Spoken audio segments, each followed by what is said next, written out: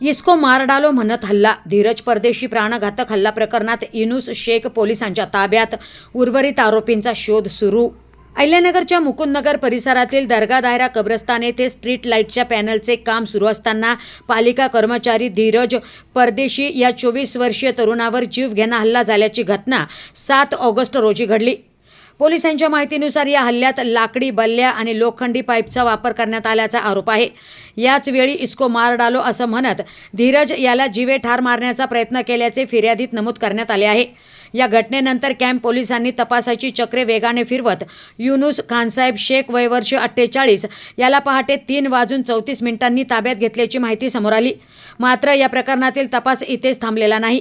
या हल्ल्यात 7 ते 8 जणांचा सहभाग असल्याचा आरोप करण्यात आला असून मेहराज सय्यद, सिराज सय्यद, मुस्तकीम सय्यद यांच्यासह इतर संशयितांचा पोलीस शोध घेत आहेत.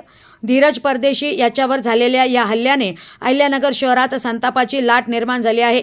गंभीर जखमी धीरज याच्यावर उपचार सुरू असून या प्रकरणातील प्रत्येक आरोपीपर्यंत पोहोचण्याचे पोलिसांना आता मोठे आव्हान ठाकले आहे. एक आरोपी पोलिसांच्या ताब्यात आला, पण उर्वरित आरोपी कुठे आहेत? या हल्ल्यामागचा नेमका वाद काय होता? हल्ल्यात सहभागी झालेल्या प्रत्येकाची भूमिका काय होती? आणि या प्रकरणातील उर्वरित आरोपींना पोलीस कधी बेड्या ठोकणार? या सर्व प्रश्नांची उत्तरं आता पोलीस तपासातून समोर येणार आहे. मुकुंदनगरच्या या प्राणघातक हल्ल्याने शहराच्या कायदा सुव्यवस्थेवर पुन्हा प्रश्नचिन्ह निर्माण केले असून उर्वरित आरोपींवर तातडीने कारवाई करण्याची मागणी जोर धरू लागली आहे.